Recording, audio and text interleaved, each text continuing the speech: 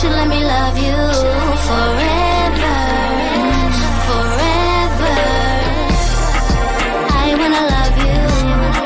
Will you let me love you forever, forever and a day, day, day, day, day.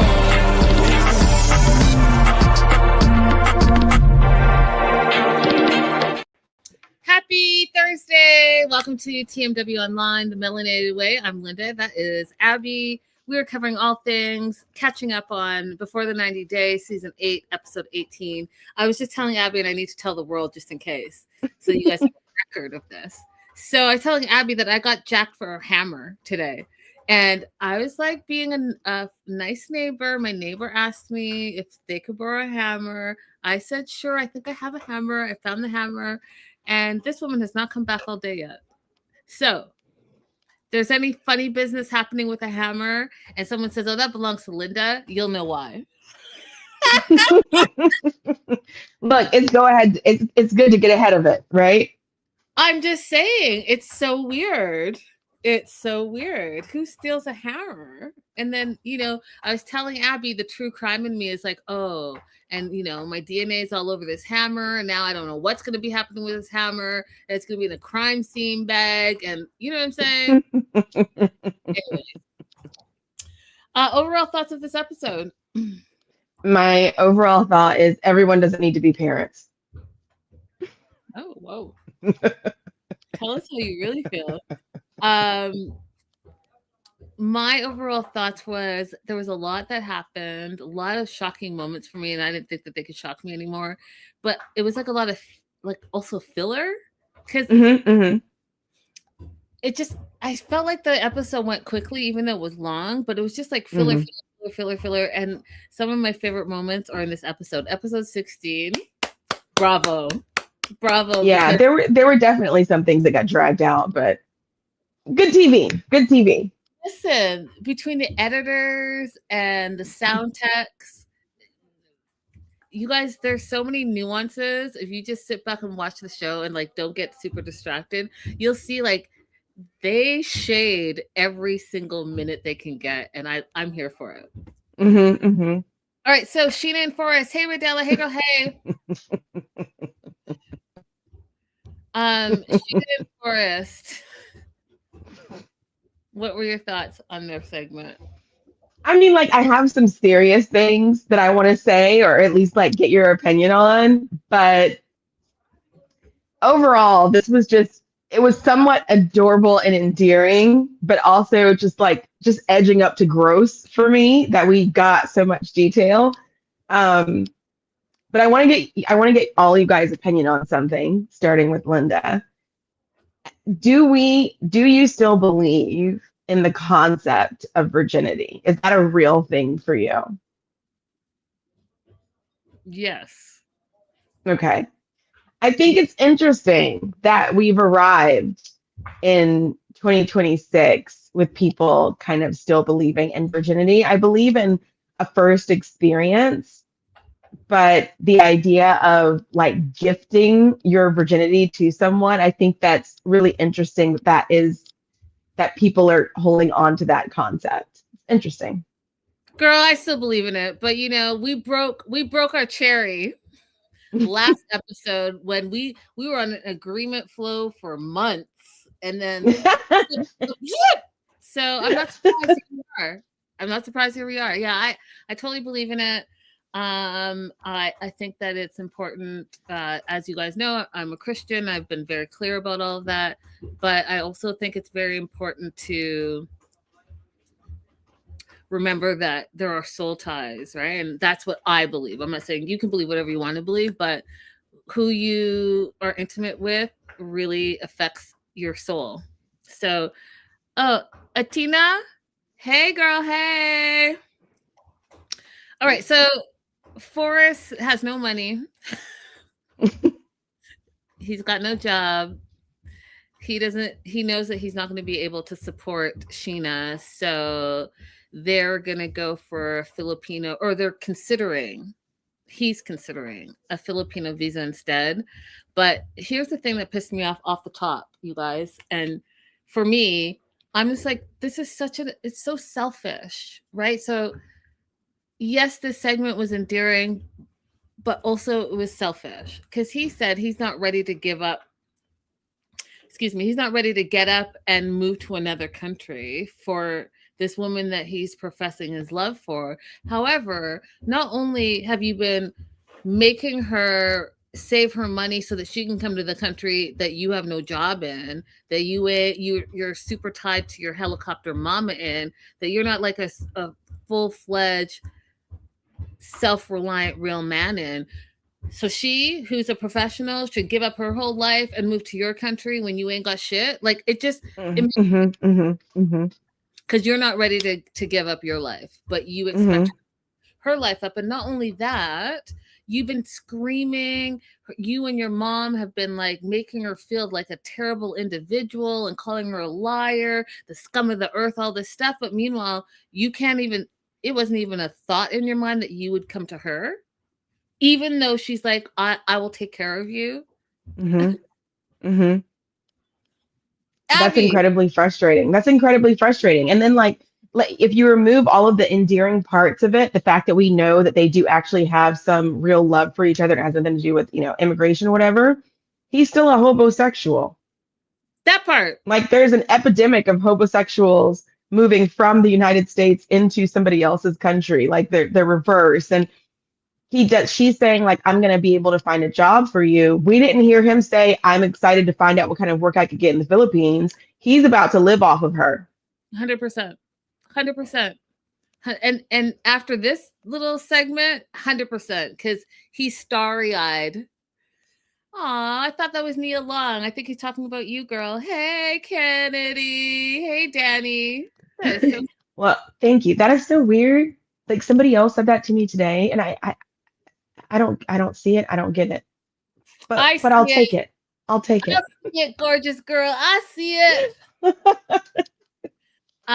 So they're I don't know where they're coming from. They're coming back from somewhere, and Sheena says she's hangry bear, and I started laughing because this little bear endearment to each other is like, it's cute for them. I couldn't do it because like in the real world, bear just means something totally different. So every time they say it, I'm like, wait, what's going on over there? But for them, they're gonna take a little one-on-one alone time and go to Batangas Beach, which is in the south of the Philippines. They just want to be away from Molly because Molly is ridiculous and overbearing, and they want some time just as a newly engaged couple. They want to consider living together. She wants to convince him to like come there and stay there. And it's the first time also that they're going to have sexy time. And what I loved about this, you guys, is that these two, I'm sorry, these two ding dongs, they're like they're like the 44-year-old versions, right? So they're like 40-year-old versions. But guess what? They planned it. So the whole thing, the getaway, and they're having safe, sexy time, which is one of the first times we're seeing this with all these ridiculous people. We got one girl talking crazy about having a baby with a dude she's known for 2 weeks. And these fools, I was just like, okay, I appreciate that. I appreciate that you guys took time to plan. You guys want to be sick. You all don't know what you're doing. I don't believe that it was what it was, but I appreciate that you guys put that effort in. Forrest is nervous on what to do and what not to do and how to do things, and so is she. And they're like, they really made it, a very traditional moment. She, put on a nightie. He like did what guys do, which is absolutely nothing. Just jump on the, and, try to be sexy time. And so they had their moment. The next day, and this is the part that you guys, I was just like, this is fantastic. The next day, the editors, the producers, the sound people, this is what I think has happened. coming from production. So they had like a drone zoom out into like the ocean so you could see the ocean waves, like you were watching like a telenovela, or like a, what's that network that's all like romance movies? Not Lifetime. Lifetime. You watch Hallmark. one of those. Lifetime, a Hallmark movie. That, but then the music they were playing with this church music. La la la la la la la la. I was like, y'all are wild for that, because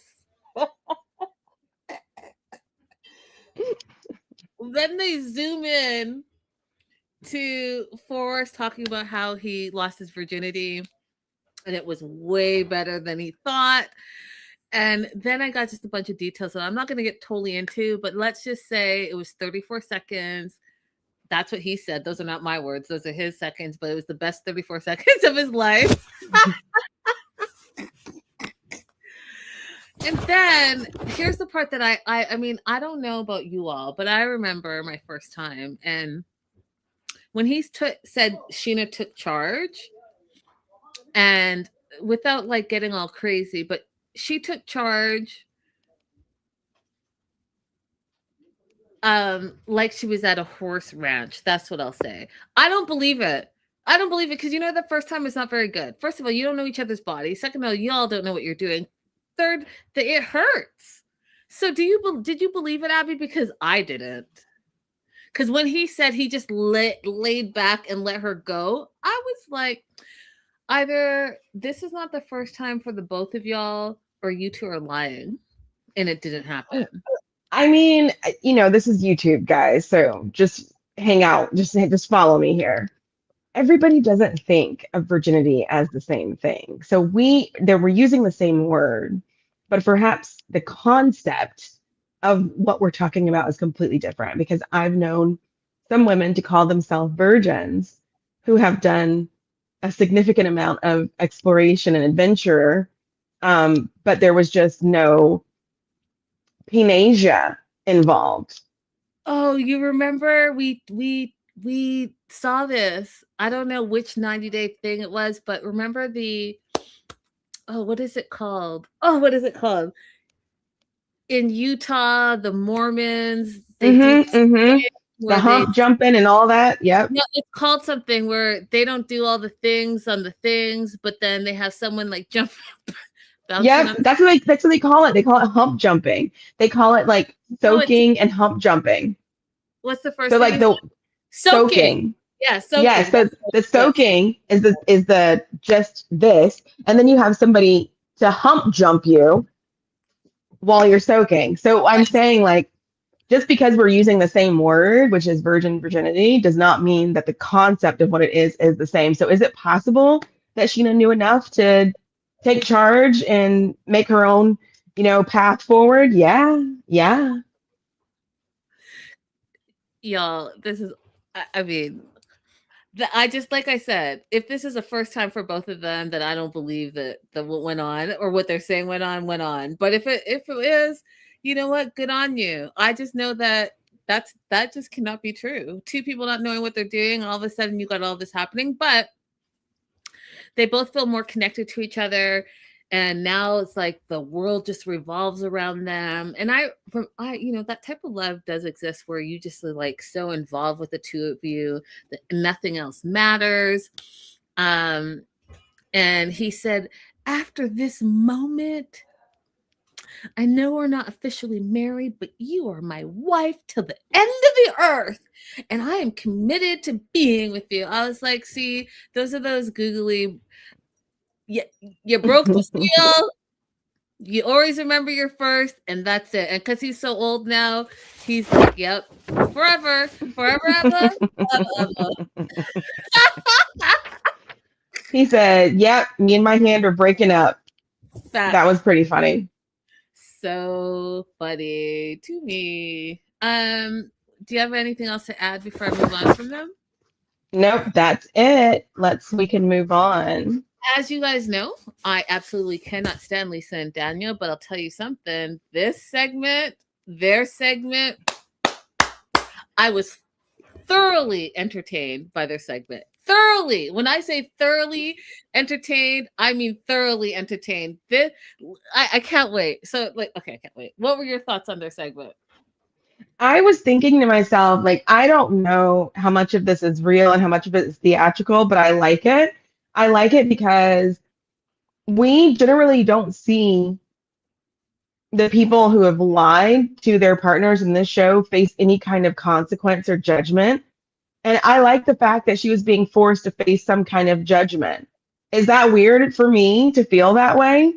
Because this lying, ridiculous woman needed someone to slap it in her face and have a judgment. I'll tell you this is all theatrics. The chief guy that we're going to get into, listen, he went above and beyond. Oscar nominated 100%. It was a production of a production. Jocelyn, hey Jocelyn, we were just wondering. Hey, yes. We were very worried about you. We want to reach out. So welcome back. Welcome back. Okay, so first thing I noticed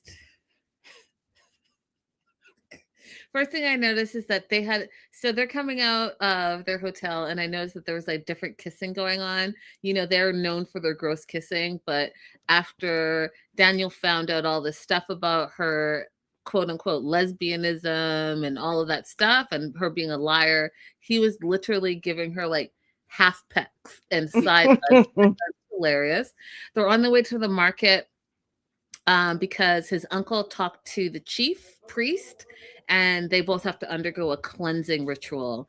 And in that ritual, they need to get a goat, they need to get 2 yams, and they need to give money to the chief priest. So Lisa, who, you know, had some, can I even say this? I don't know on YouTube, but she had some issues, and she had those issues in the bed that like was grossed out. So now she's like, oh, I don't really have an appetite. I don't know. This seems scary to me. I don't know what I'm doing. And I was like, this woman plays victim so well. It just blows my mind. And I want to say way more than that, but I won't. You guys can get the inferences, but like, she's not the victim here. You're the liar and cheater. Yes, Jocelyn says it. Yeah, I saw that. So yeah, that explosive stuff that was going on. She says it was she caught malaria while she was out there, and I'll tell you, I believe it, because when you travel abroad, especially if you're going to a third world nation, you need to get all the shots and you need to take your malaria pills. And we didn't see her doing any of that. You're not supposed to drink the water. There are multiple things that you're supposed to do before you just travel. But because she was so traumatized, she just went. That's what I believe. So am I surprised she contracted malaria? No, because she's reckless. She's reckless and immature and doesn't take responsibility for anything. So that's what happens. Just like I said earlier, there were consequences, and I'm happy you got consequences for your actions because maybe you'll learn something. Anyways, she doesn't care about anything and anything. All she wants to do is she's willing to do what it takes to be with Daniel, which already rubbed me the wrong way, right? Because we're going to get into that shortly. So they go to the market. They need to give a female goat because the female goats give milk, and that milk is going to feed the tribe in that area. They have to get 2 yams. And when asked, Daniel, why 2 yams? This fool did not know. He's like, oh, the ancestors demanded it. And she's like, yeah, we don't know. And I so such an important moment, you guys, because people, so one of the things that Abby and I both love about 90 Days, especially when they go the other way, or here B90, where you're in another country, for people that don't get to travel, this is your first opportunity to see what those nations are like. And this, again, so this is the second thing that pissed me off, is that if you're going to feed into a stereotype, then at least have the knowledge behind it. Do you know what I Mhm. mean? Have a Mhm. full on stereotype. Roll with it. Roll with it Mhm. like Chief rolled with it. He's like, if you're Mhm. gonna exploit me, then I'm gonna lean in. But for Daniel to not know, then why are you guys even getting the yams if you don't even know what it's for? But what he did know, he's like, oh, this is a big yam. It's like mine. And I was like, oh, see, basic, Mhm. basic, Mhm. Mhm. basic B.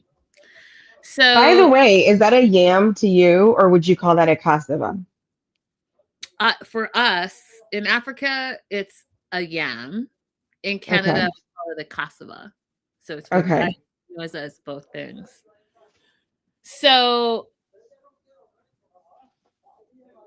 they're getting the yam.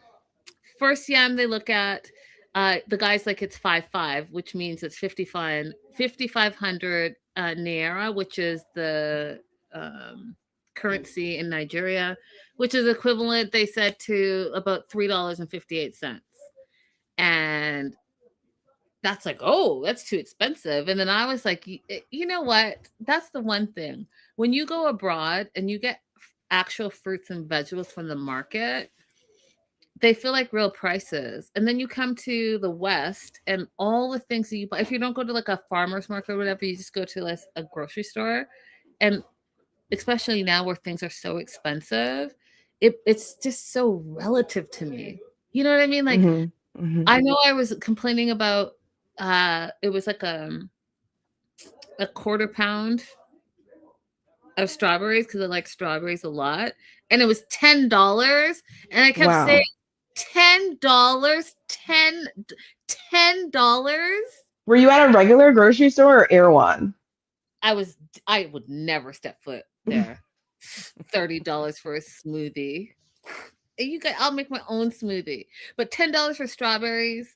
I bought 4 apples the other day, you guys, and it was like $6 for 4 apples. That's an apple a day. It's only 4 days. So then what am I supposed to do? Yeah. So you get this Yeah. huge yam for 358. Just put that in perspective. They're robbing us, you guys. They're robbing us. And they're talking about how, oh, because the farmers and the fertilizer and the tariffs, all this stuff. I don't care. I would like some fruits and vegetables, and I don't have to pay $10 for it, period.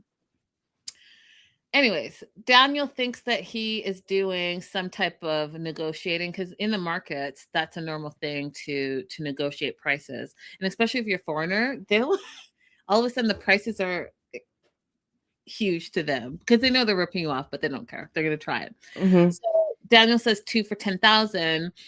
And what I thought was funny in this moment is that Lisa was like, "Oh, you're spending my money like you have money coming out of your pockets." And I was like, "Oh yeah, I forgot. He's putting $0.0 into this relationship. She's funding the whole relationship. The whole relationship. What do you feel about that? How do you feel about when men I hate men. Whatever the question is, that is not I am that gonna hate. I'm was gonna. Okay, go ahead. What's the question? do you think that it's okay for men, and this is for the live chat, the replay, all this stuff. Do you think it's okay for men who are down and under their luck to have, because this is not the Mhm. only couple that we see this in where the man is like having a hard time and they rely on a woman to fund their life. Do you think that that's okay? No, and he doesn't think it's okay either. He's in a patriarchal society. He doesn't think it's okay either. What he's okay with is being a user. So yeah, no. I mean, like in general, like if we're actually in a place where the two people are balanced, is it okay for one to help the other? Yeah, but this is not a situation where there's any kind of power balance, currency balance, balance in cultures, nothing. So no. I totally different topic though. Unpopular opinion, I do not negotiate in markets when I'm traveling. Really? I do not. The price is the price. I'm not negotiating. If it's too expensive, if what they say to me is too high for me, then I'm just going to walk away. But if what they say to me is reasonable in terms of my ability and privilege, then I'm just going to pay it. I have a necklace that I got in India that they asked for $5 for. Is it worth $5? Absolutely not. But I wanted it, and I know what $5 can do for this person, and it's nothing for me. And I think that's great. I think that's great. And I think that great. As an African in an African market, absolutely not. Absolutely not. Just because you know I live in the West and you think I'm rich, you think everything is Beverly Hills, and you're telling me this crazy price. Oh no. Oh no. What you're about to learn is that I'm like full-fledged African and we're about to have a conversation. So I appreciate no. foreigners who are like, hey, yeah, let me contribute to the economy. But what you're not about to do is you're not about to have one over. Yeah. And just so nobody calls me a liar, I did get 2 rings when I was in India that were kind of expensive. And I did have someone else negotiate the price for me. But that was not in a market. That was in like a very nice jewelry store. So just want to make sure I say that. Yeah. Okay. So they end up getting 2 for 10,000, which is like $5.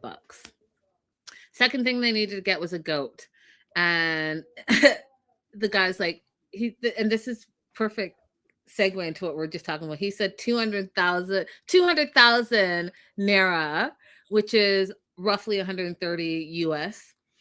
And she's like, oh, is this goat going to be good enough to cleanse me? Because it was a little goat. And I was like, oh gosh. You've had so many lies.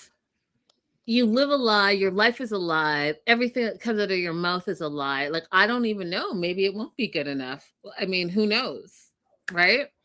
So she's like, I'm not paying that. And then he's like, okay, 100, which is equivalent to $65 United States dollars. And here's what I thought was funny, because she had just berated Daniel earlier for not being a good negotiator, and he got all like huffy puffy. He's like, oh, we're not going to pay that. We're going to pay 70,000, which is 45.50 USD. And that was like, ended up being the final cost for the goat. And the guys, I just laughed because that was an example where the guy was like, I'm just going to throw out a crazy number and see if they go. And, you know, she tried to negotiate, and then him being an African, he's like, no, that's not. Yeah. You know what I was thinking? I was like, this is like the price that baby girl Lisa paid for 2 cows with Usman. And like, I know that price is way too high. I don't know what I did to trigger balloons. I don't know, but sometimes I see thumbs up on you. Something. I was like, okay, cool. Now, you guys, this is again a production thing. I can't believe that. Okay, so let me just say this. When we met the chief priest, so they're walking and the cameraman is making it all like rough and narrow. They're walking, it looks like they're in the slums, right? And I get what they're trying to do, the whole stereotype and all of this. And, you know, I felt some type of way about it. But what cracked me up is the chief priest. Because the chief priest, when I say he played his role, he played his role.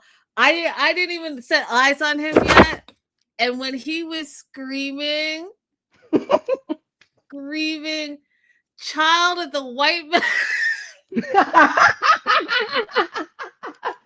Yo, shout out to production on a separate note, because like as they're walking through this pathway, production is going like close-ups on him, putting his like paint on and getting his, you know, clothing on. I'm like, oh, they were excited about this. The production team was like, today is going to be a very good day. Abby, I died a lot. You look at how she hasn't even come in quite yet, but they zoomed in, and this child, I just, I cried. I was like, this is the wildest stuff I've ever seen. And then he's still screaming. She's not quite in yet. And you know, this is definitely like an African thing. Like, have some respect, take your shoes off, remove your shoe, remove your shoe. I had to pause. Abby, I had to pause because you guys, if you're not seeing if you're listening to this and you're not seeing the screen, let me just set the tone for you. It's looking like the slums in the side there, but Lisa is in traditional Nigerian wear, the headpiece, the whole thing, but she's got like these weird little flip-flops on. She's got a little straw basket. The music is playing. We've got the chief screaming, and I had to pause and watch because it was incredible. It was incredible. So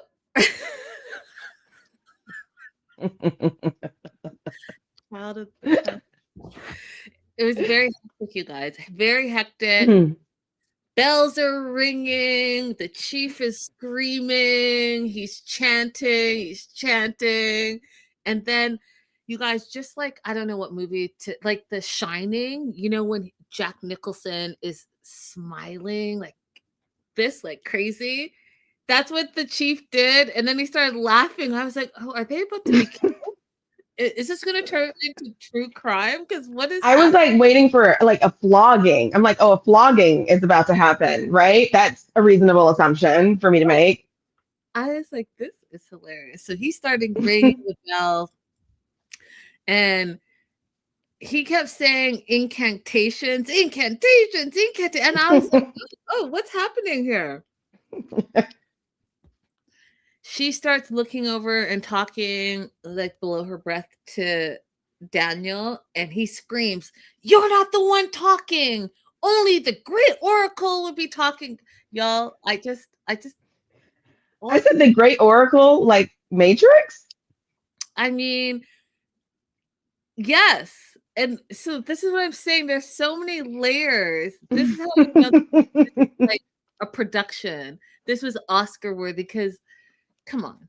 I mean, what even religion is this? Because they didn't even say. They haven't said yet. They just said he's part Christian and part who knows what. We don't know. Because it's all anyways, it's fantastic. It was fantastic. So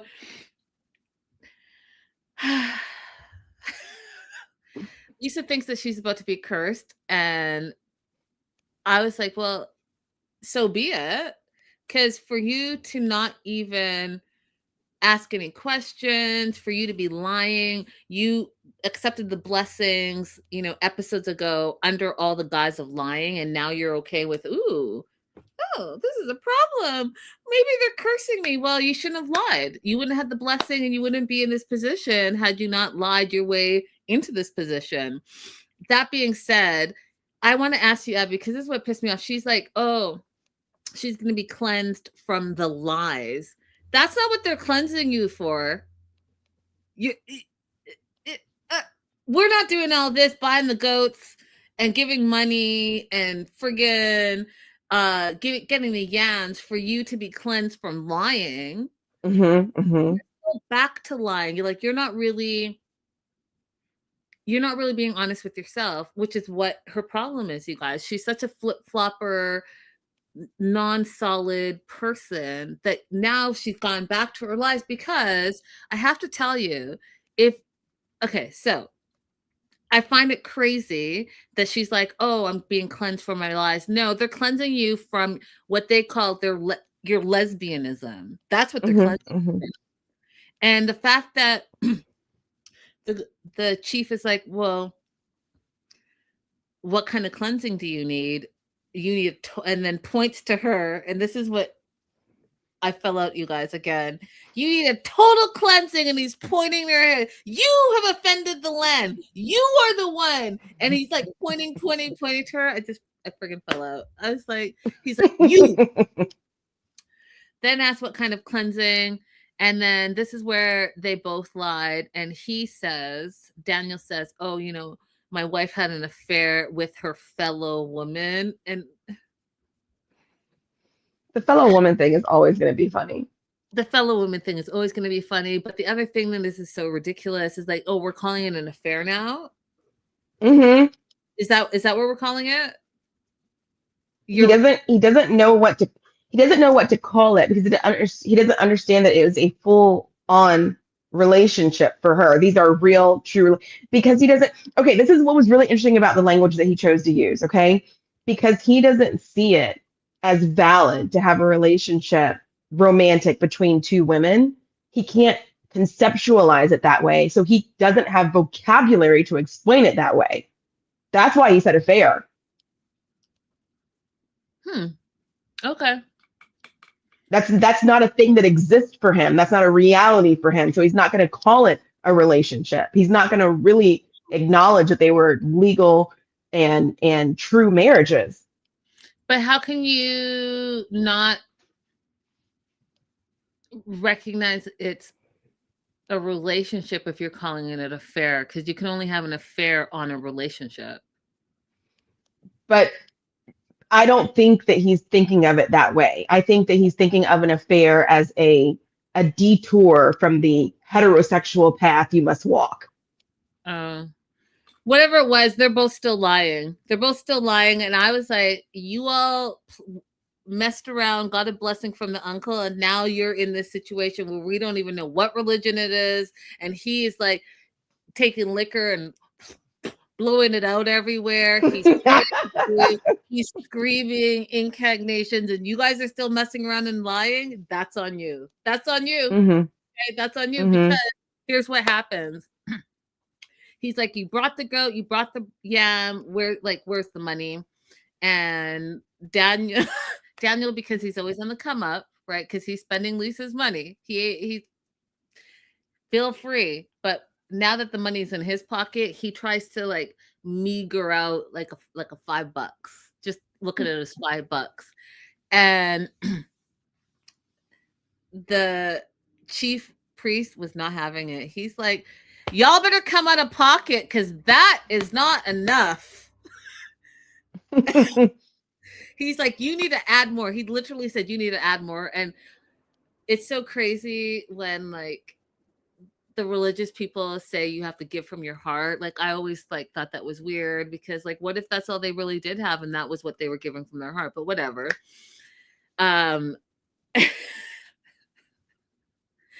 He does this whole blessing things and says, you've met your husband. It's going to be you two forever. No man, no woman is going to come in between you two. We've put you under, and that is a promise. Okay. He gives her these 2 bottles and he's like, kiss the bottles. I was like, are you sure? Are you sure, Lisa? Because we don't know what's going to happen, right? Like, we don't know if you're going to make it to the 90-day process. And you are tying yourself in this, no one knows what spirituality situation. You're tying yourself to this fool forever. That's what, and you're kissing it, and that's it. And I know that you are not. You had a 6-month online relationship detour. You got engaged on the first day to this guy that didn't know anything about you, but you've been a lesbian for 21 years.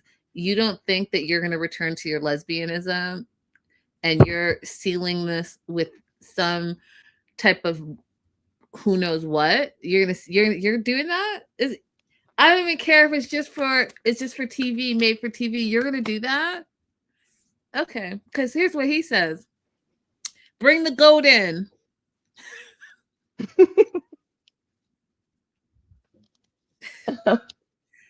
After the cleansing, will you mess up again? Which I thought was crazy, right? So you, Lisa, are talking about how you're getting cleansed for lying, but you really are being cleansed for what they're saying is lesbianism. And then he's saying, are you going to mess up again? And we all know that you are, but the fact that you think that you messed up and that you actually are going through all of this shows me that you are not an ally for your own community. you are an enemy of your own community. And I find that crazy. Like, I find it crazy. I find it crazy. I'm not a part of your community, but what I will say is that absolutely not. Yeah. Absolutely not. So, well, this is really extreme. This is an extreme example of it, but there are a lot of women who claim to be for marginalized communities, but they're willing to partner with men who are not. And they know that they're not, but it's more important to them to be partner than it is to be true to what they claim to be their morals and their politics. So it's not unique that she's doing this, but it is certainly much more extreme than what we usually see. Yeah, it's wild. It's wild. So she says she won't mess up again. She enters into this agreement. The chief priest says this is an agreement between you and the oracle. If you misbehave, they will come after you. I was like, is she? Has she? Absolutely not. They bring the goat in. They take the wrapper off the goat, which signifies the cleansing. And then it's over. They leave and they get back to the gross kissing because I think Daniel felt comfortable now that he's got the blessing. Because at the top of the show, he was like, side kiss, side kiss. Do you want to add anything? Oh my God, you cannot leave without talking about the best part of this. And I know you had feelings about it. Maybe you just forgot. They go through all of that, right? And then what does Lisa say to him? Can we have sex now? Oh yeah, because because all that she cares about is getting her fetishy, weird old lady colonizer vibes off. That's all she cares about. She does not care about her daughter. She does not care about her community that she belongs to. She doesn't care about anybody that she owes money to. Like, oh, just freely give all this money for these rituals to cleanse yourself and all these laws as long as you can have Daniel. She doesn't even care about herself, her own health and happiness, because she's wearing this hot wig that is suppressing her follicles and ripping her hair out. She cares about nothing. She cares about nothing except for being a freaking colonizer. Tina says facts, Abby. I wasn't going to touch it because I go on too many TED Talks. I was already like thoroughly, So yes. On to Elise and Joshua. What were your thoughts on their segment? Okay. Listen, guys. I'm on Elise's side, and I know that somebody in the chat already out the gate was telling us that like we're gonna think that she's crazy and she's overboard. But I rocked with everything she did this episode. I'm on Elise's side too, and I've been what? on. I am. I've been on her side because what I do know is I know when a woman wants your man, and Nat wants to be with Joshua. Period. Full stop. And Joshua is walking that thin line, and the fact that after the whole blow up, and we'll get there, but the whole blow up, who he went to first told me everything I needed to know. Period. Full stop. That's it. So make a scene. Do you follow your gut? Let them talk you crazy because, like she said, she doesn't give a F. She shouldn't give an F. She doesn't live there. Those are her friends. But the blatant disrespect, go ahead and talk about it. Period. Absolutely. They were trying to make her feel like she was crazy. Her head is telling her something. She's like, I know I'm not crazy. She needed somebody to see what she was seeing and quickly validate her. And good on her for saying, like, okay, yeah, you could just leave. You could just leave. That's an option. But good on her for saying, no, y'all not gonna sit here in my face and tell me I'm crazy. I'm not crazy. I'm about to take a poll right now. That's it. 100%. 100%. Yep. So Josh feels that Elise is attacking his integrity. He feels hurt by the things that she told him in previous episode, and that meaning like you and Nat, that relationship is too weird. She's financially supporting you and all of that stuff. men have fragile egos, and she called him out on it. We talked about it last episode, bringing it into this episode. So he's now having, quote, some doubts about his feelings for her, but he's still falling for her. So make all of that make sense, right? Bruised ego. Now you have some doubts because she's calling you out on things that are true. The flip side, Elise feels like she's the queen of self-sabotage. And since last night, their fight, things have been tense between them. And so they have this awkward moment. Then they decide to go for a walk outside. He communicates. So I give him this moment. He communicates his feelings where he's like, you basically made me feel emasculated, and I need you to trust me, and I'm willing to earn your trust, blah, blah, blah, that stuff. She's like, well, I don't trust you. And he's like, well, let me prove it to you. And then we found out something interesting, because last episode, I could have swore she said that she met her high school sweetheart at 19, and then they were together for some time. And then he passed away. But we find out at the age of 32, she's been engaged 3 times now, but has not been married, but has been engaged. So I guess there was some engagements after that first love that she talked about. But she's like, you know what? One of the things that I think is important, women, is she's like, I just don't want the words. I've heard these words before. I've heard, oh, let me prove it to you, la, la, la. She's like, no, I need actions. And yes. Men lie. I don't know how many times I can tell you guys that. Their actions will tell you everything you need to know, and you need to pay attention to those actions, because they can lie, and be experts in it, but their actions are going to actually show how they truly feel. Josh says that he's crazy about her. He doesn't want to feel like she thinks he's a useless man.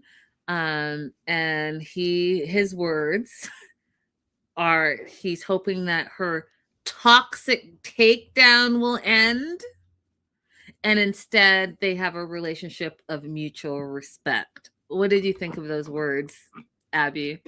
I thought absolutely nothing of those words, especially when Elisa told us that him and Nat are texting all hours of the day. These words are meaningless. Yeah. She has like a little moment with Chris, and I thought it was interesting. It was so funny. So she's like, oh, I haven't pooped in 7 days. I was like, ooh, gross. That cannot be healthy. But then I also get, because we've talked about how living with 2 men that you don't know, right? Like there's no comfort level there. So I get that. But she likes Chris. She likes him as a brother. And I found it interesting, his response to her, because he thinks that she's nice and sweet, but he only sees this relationship as short-term fun, and the long term of it all, he doesn't see it. And that's the best friend. And your besties know you. So that told me a lot of what I wanted to know about this relationship. What did you think of that? I have absolutely no evidence to support this, but I think that Chris is interested in Joshua. Again, no evidence to support it. I just get the feeling, like, I'm like, why does he need to be there? Okay, like, why does he need to be there in the house with them? Okay, because Josh is like, oh, I need to get a short-term rental because Elisa's coming. You want to help him out, so you move in. Like, so you didn't have a home to start with. You had a home somewhere else, and you decided to just move in a short-term rental with him. You come in, they're clearly being intimate, and you decide to linger in the living room. He's going to pick her up from the airport, and they're going to do an event afterwards. And you decide, instead of going to that event and you're just already going to be there and you meet them there, that you need to come to the airport too. Why are you stuck up his butt?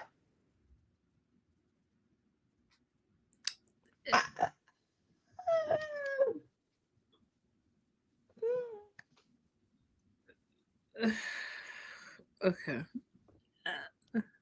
Am I being rude? Men can be friends, okay? But men usually don't need to crowd around each other like this. I know, but think about when you were in uni, like that frat mentality is a real thing. I think they just haven't grown out of it. Hello? I went to a historically Black college and university, so I don't know about what this frat mentality is. I'm Okay, well, not familiar with that. okay, well, I went to a Canadian university and we don't have sororities opportunities, but I will tell you that I know absolutely what this frat mentality is, and that's what this is. They have not grown out of the frat. Ooh, bros, we're gonna do everything together, bro. Hey, bro. Oh, let's have a beer, bro. Like, nah. I mean, that's what I see. But who knows? We both could be right. We both could be wrong. Who knows? But Elise is going on a boat ride on Josh's company's boat. And again, I'm still not super clear on what his job is. He says he sells boats. And she gets on the boat. They have champagne and wine and cheese and grapes and the whole thing. And she just comes out guns a-blazing with her questions again. She wants to know if he asked the boss for permission to take the boat. Yes, he did. And she's like, well, how's that possible? Because, you owe $20,000 for the boat that you wrecked. So like, what's going on with that? And then he tells her that Nat and her friends came on the boat that day as potential clients and networking and all of that. And so he was hoping to pull in, money from those people to buy boats. And when he took them out, he got a bit too close to the a bit too close to the shallow shores and clipped a rock. And she's like, okay, well, but first of all, I didn't know Nat was on this boat thing with you during the crash. And second, you said 20 grand, but now you're saying you only had to pay a couple grand. And he's like, yeah, because the damage wasn't as bad as he thought. And he sold a boat. So the commission from the boat that he sold went directly to paying for the damages. End of story for him. She then brings up Nat again and says that Nat has a financial hold on him, an emotional connection, and she doesn't like it. And so I know the online community is saying that she's jealous of Nat. I don't think that that's the case at all. What do you think, Abby? I don't think that she's jealous of Nat. I think that she has a reasonable suspicion about the nature of their relationship.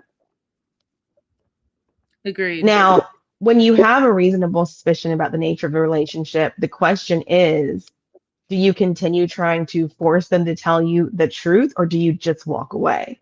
Walk away. You walk away, period, full stop. Tina might agree with you on your beliefs about what? They were holding hands, she said, through the airport parking lot when they picked up Elise. LOL. Okay. I didn't even see that. But adding that to my earlier rant, I'm glad somebody's willing to go there with me. You and Tina are on your own for right now. So did I ask this? Okay, so live chat, do you think that Elise is jealous of Nat? Let me know in the live chat. Let us know in the replay. Just let us know. That being said, they meet up with Nat for drinks at the bar. And I thought her outfit was super cute, by the way. I like super cute outfits. And you all that are hating on her, it's because you can't wear those type of outfits. Or you don't feel like because I'm so sick of you guys. Women, just be nicer. Just be even if that's not your style, then just be like, that's not my style, and keep it to yourself. Keep it pushing. But for you guys to be commenting and blah blah blah blah, it's because A, you're jealous, or B, you can't wear it, or C, that's not your style, or D, yeah, let it go on and on. It's unnecessary. At the end of the day, what she wears has nothing to do with you, and what you wear has nothing to do with her. So just freaking keep it pushing. I'm sick of y'all. Meanwhile, I was looking at this episode like I've been debating getting a red light facial mask for the longest time. So I was looking at it like, what brand does she have? So I can research what kind that is because I've been going back and forth for over a year of whether or not I want to pay that much for a red light mask. Yeah. Yep. Someone come sponsor us. Let's We'll give it a try, y'all. do a whole show in the red light mask. That's absolutely, I would absolutely do that. If you guys are not following us on our personal Instagrams, you should. It's a riot over there. It's a riot. So they get to the bar, and here's some of the receipts that I'm bringing you that I feel that Nat has feelings that are above and beyond just being best friends with Josh. Okay, so she bought a new outfit for this specific meetup. That black dress was brand new. She mentioned it. And she bought it because she sees Elise as a rival. Absolutely. That's why she's like, oh, I have to look cute because I know that she's going to look cute. And because her attention is on Josh, she also wants to make sure that she stands out, even though Josh is with his woman. Period. That is how women work, especially when they're catty. Okay. Next, Elise says is like, oh, I feel uncomfortable about your connection. And she's communicating her words and how she feels to the two of them. You guys are always on the phone all hours of the day. I just hear ping, ping, ping back and forth. You guys are also together all the time. You guys are emotionally tied. And then he's financially dependent on you. Now, women, okay? What guy friend that do you have that you're willing to bring them into your home, be emotionally dependent on them, because that's what she said. You are financially responsible for them. So he has to pay no bills as long as he comes home to you at night. You're messaging back and forth all day. Like, where's your man? Because I'll tell you, you think that guy's your man. You guys may or may not have gotten jiggy with it, but you have feelings for that guy, period. And you can't tell me anything different. That's it. She wants to be with him. Y'all can tell me no, but I know how women work, and she's just waiting out her time. So meanwhile, while she's saying, oh, she's toxic and she's this, she's that, and blah, blah, blah, all that stuff that she's saying to Joshua, it's her trying to create doubts in her jealous mode for the man that she actually wants to be with, because all the questions that Elise was asking her were valid questions, but instead she got all offended. Well, you got offended because you want to be with that guy, period. So with all the gaslighting that the two of them were doing, because I also noticed that Josh's silence spoke volumes to me. There was no clarifying, there was no denouncing, no, that's not true, that's not true, silence, because he knows that Nat, that's his bank. There was no, oh, here's my plan going forward. That's his bag. That's his bag. That's his bag. He's not messing up that, because why should he? And when this part that was so important, she's like, when Elise said, well, why am I here? Am I just the sexual component? Because you guys are already emotionally tied? Absolutely, because guys do that. Listen, he sees Elise as this beautiful sexual being that he wants, to hold on to, right? He wants that by his side. But Nat is his emotional, financial, all the things that he's not doing for himself, but he's not attracted to her the same way as she's attracted to him. So getting best of both worlds. So Elise is so mad that she gets up and yells the question to the whole bar about whether it's normal for a man and a woman to live together and all the things I just said when he has a woman. And all the women agreed with Elise. What are you adding? Surprisingly, you guys, surprisingly, Linda has not talked about the one thing that I thought she was absolutely going to bring up, which is the fact that after they got off the yacht, that Elisa did not want to take a bath and said, "Let's just be dirty together." Yeah, some of these things I just can't take the world. You guys already know the shoe thing important to me. Y'all in your outside clothes important to me. I I'm trying to condense my rant to new Yeah. rant. Okay. All the same All rant. right. You all already know. Y'all are nasty. Uh, Silver Lining sent me this video. I think I might have sent it to you, to Abby too. I don't know. I always think I send it to you, and then I don't know if I do. But basically, this woman was making spaghetti for her partner, and she got the water from the lake behind her house and made the spaghetti in it, and then she took the meat out, and her cat was eating the raw meat, and she put that same raw meat in the spaghetti in the dirty lake water. I mean, I could go on, but absolutely not. Sounds Absolutely not. like Bacteria City. Absolutely not. Ugh. You all are not. I mean, if you all are not bathing, you guys totally told me online. Some of you don't bathe for 2-3 days, then that's on you. I just know that you're not gonna ever come to my house, and like I'm not ever gonna eat at your house. Nasty, ew. Oh, so the last thing I do want to say that I want to say as well about Elise and Joshua is that when she stormed out, she went to the left. Nat went to the right, storming out as well. Josh came out, and guess where Josh went? He went to directly to Nat and said, "Are you okay?" He went to his bank. That's it.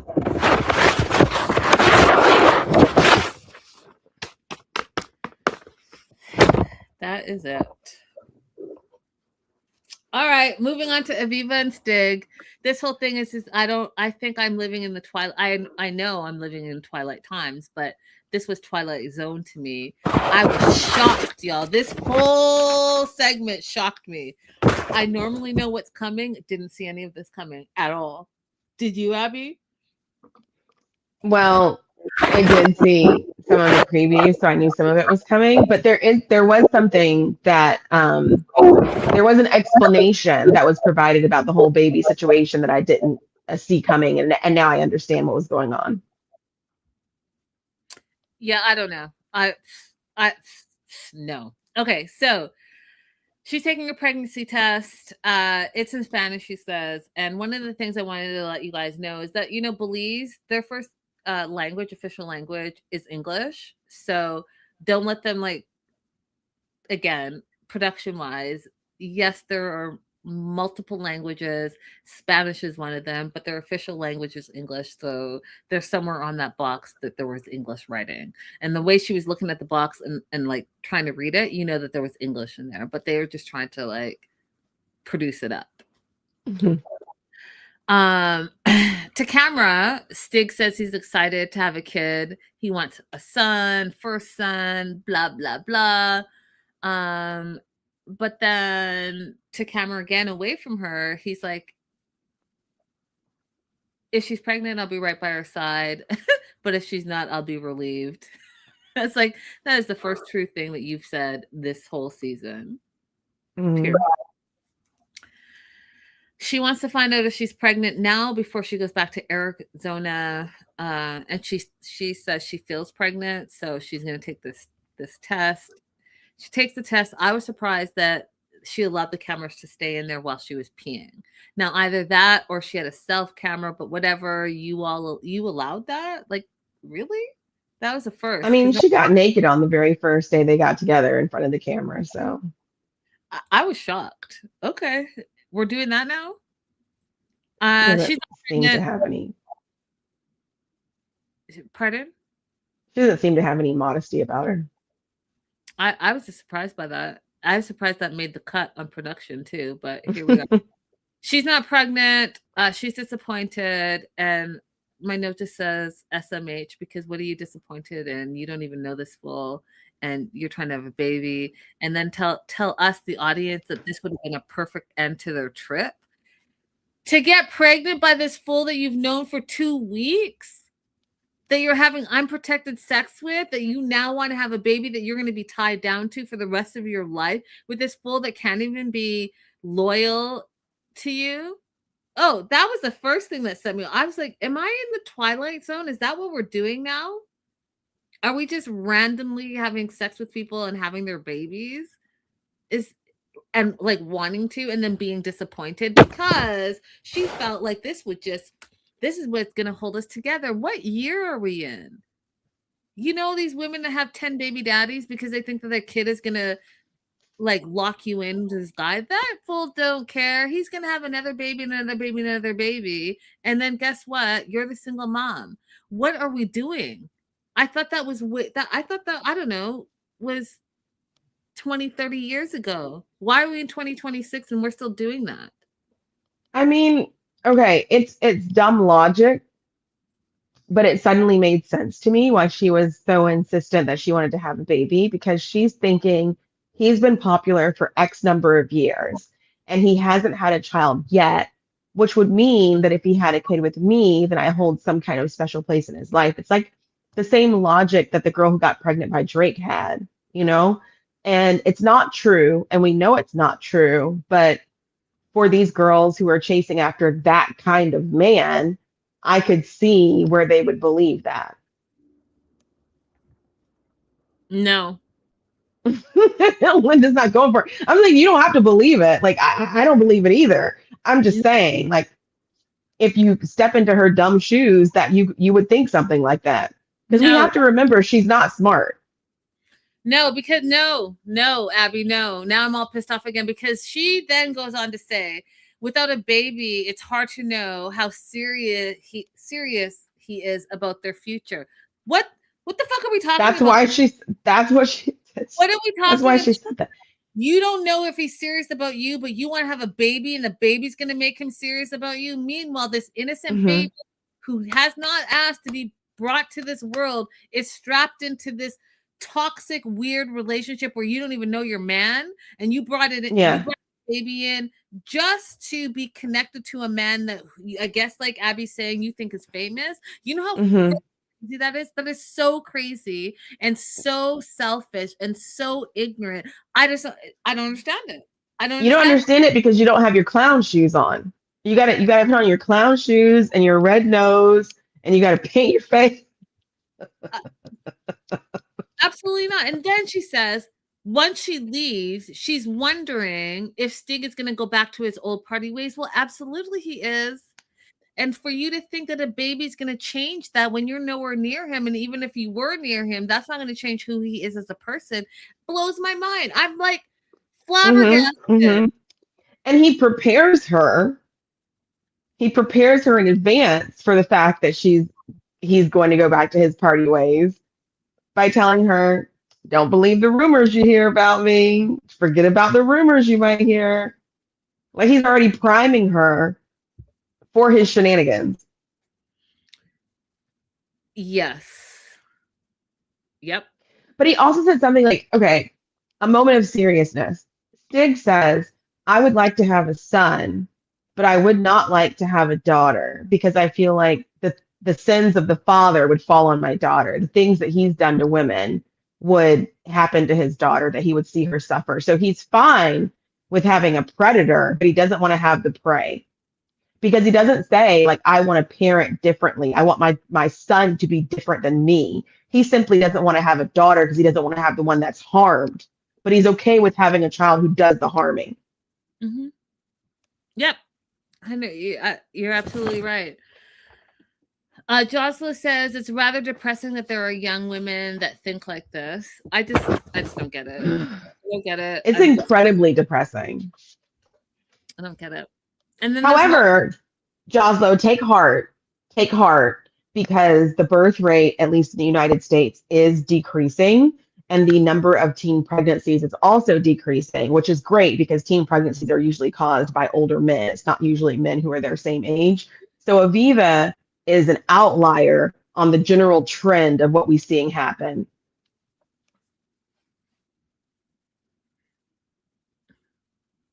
So the last day together, one of the things that I thought was beautiful, they went to the Mayan ruins and it looked amazing. Just show me more of that and less of the nonsense, because that was beautiful. He tells her that I can't even get it out because it's just the whole thing is just so outrageous. He wants to have kids with her and a family with her, not just a vacay bae. He loves her. He feels like they're the perfect balance, opposites attract, and just OMGs. My note is full of OMG. Goes on to tell her that he knew he was in love with her since the first time he met her at the airport, which was just 2 weeks ago. But I mean, I don't know. I think maybe I just don't know how it works anymore. But at the airport, he fell in love with her and he wants to be with her for the rest of his life. And then when he got down in front of the Mayan ruins, had a ring and proposed to her, and she said yes. I just, it was a wrap. Because what?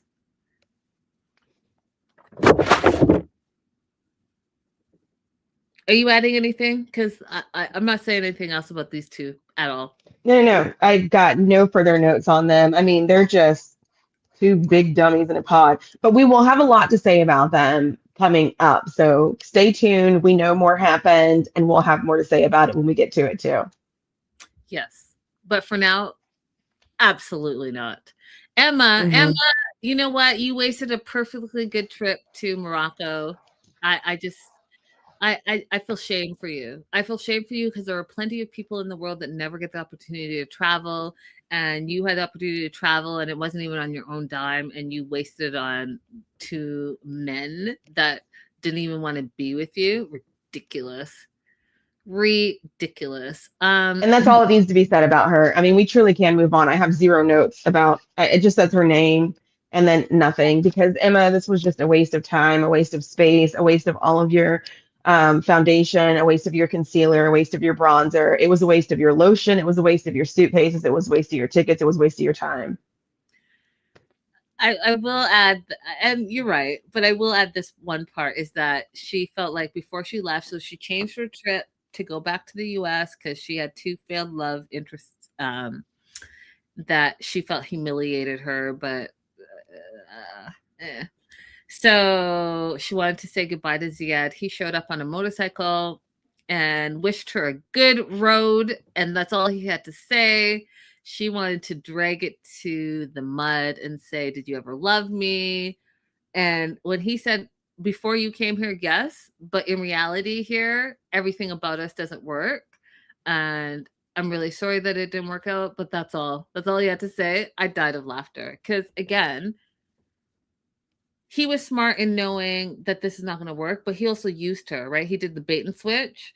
And you can only bait and switch someone who is only focused on, I want to be engaged, insert man here. So I do hope that Emma goes back and Jocelyn said waste of a wig. That is hilarious.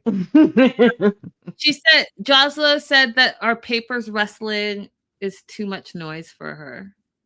Oh, sorry. I do have my notes right here. Let me be more careful with it. And I'll be careful too, but we're human. We make mistakes. Sorry. Just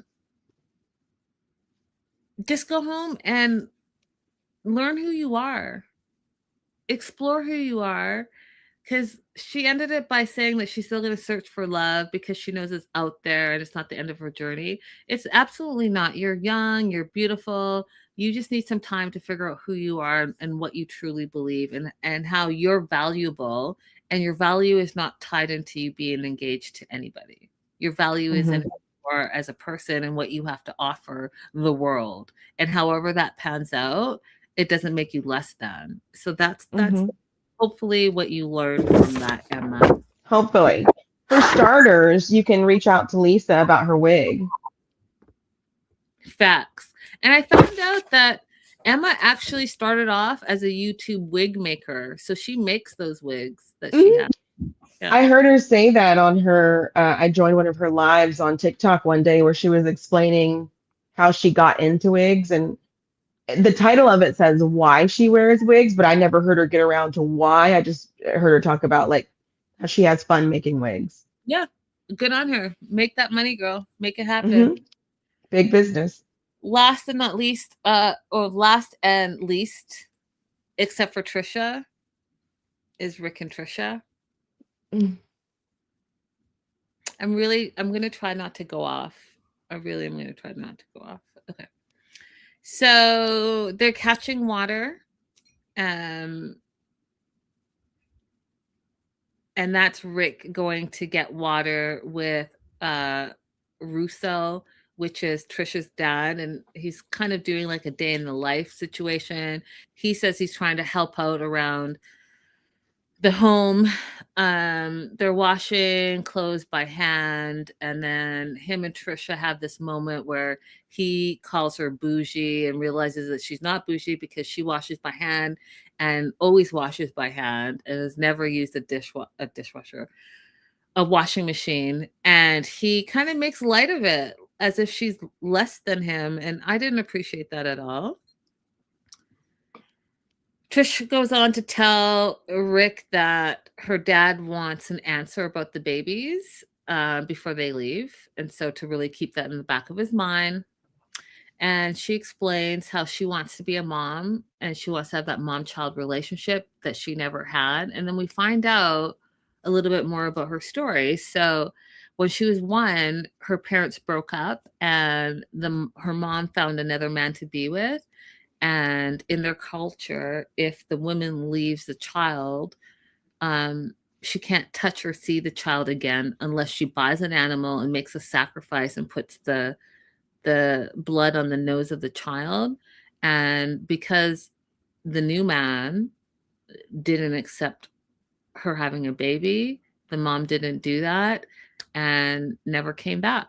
And so Trisha is holding on to that childhood trauma and the fact that her mom didn't care about her and her mom never came back. She has all of that wrapped up into the culture of children are important in your legacy. So there's a lot of layers to that, you guys. And I'm glad you shared that story because I now understand a lot of where this is coming from. Her being a midwife and wanting to be a mom and wanting to have a stable relationship, all of these things now make sense knowing a little bit more about her backstory. Rick doesn't want to have a kid. He's told us he doesn't want to have a kid, hasn't wanted a kid, has been lying to everyone's faces in her family and especially to Trisha, but has been lying to her from the beginning, right? Lying about cheating, lying about wanting to have a baby, lying. And tells us that now he's not financially prepared to have another child. Bro, just stop it. Just tell her the truth. They go to the market, they get fresh fruits and vegetables for their last day. They come back home, and Russo, the dad, wants to talk to both of them, Rick and Trisha, and he has his brother Tuvo with them, which is, the uncle. And one thing I noticed, Abby, the kindness in their faces.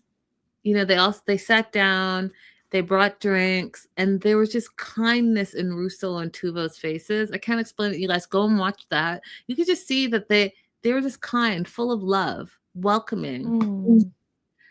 Dad asks, "How was your vacation?" And Rick is like, "I love your daughter." The dad's like, "Okay, that's great. You already said that. You've been saying that, exactly. But you're going to leave soon. What about the kids?" And then Rick's like, "Well, I want to respect your demand for a decision," which I thought was super disrespectful to say. Mm-hmm. But Rick goes on to say he's not prepared to give a decision. And then goes back to say, "I love Trisha very much." And that's when all hell breaks loose. He's like, "We understand that. That's not what we want to talk about. We need a decision today." Uncle Tuvo goes off. He's like, be a man, make a decision today, not yesterday. Decide now or we'll keep our daughter. I was like, Bravo. Tell him, Uncle Tuvo. Tell this lying sack of nonsense what's really going down. Because this passport bro, tourist, trafficker, lying, cheating, no good for nothing, no job, no nothing, baby daddy is not worth anything, period, full stop. Go work on yourself besides going from country to country using women for their bodies. How about that? How about you bring something to the table instead of using the women at that table? How about that? What do you want to add? Because that's all I have for them, period. Linda, you said that you saw like kindness in her father Russo and her Uncle Tuo's faces, but something is wrong in this situation that nobody is talking about. She has half siblings and step siblings, but we haven't seen a mother figure. We know that her mother is out of the picture because of the situation, but where's the mother of the half siblings? Where's the mother of the step siblings? We saw an aunt. Where are the mothers? Something is not quite sitting right with me in the situation that there's no mother. Because we all know that one of the first things that men do when they're left with children is to go get someone to replace the mom. They don't want to do all the work on their own of raising children. Where's the mothers? Did he run all the mothers off? That's an interesting way to look at it. It's an interesting way to look at it. I mean, we do see a lot of women in their compound. I don't know. That's the interesting way to look at it. But I will tell you this: when it comes to African countries and serious conversations, women are not taken to an account. So there would not have been a mother figure even in that conversation that the uncle and dad were having with Trisha and Rick. There would not have been a woman figure sitting in there giving her opinion. That doesn't happen. It doesn't happen. It's a very patriarchal nation, and each country is different, but it's very patriarchal.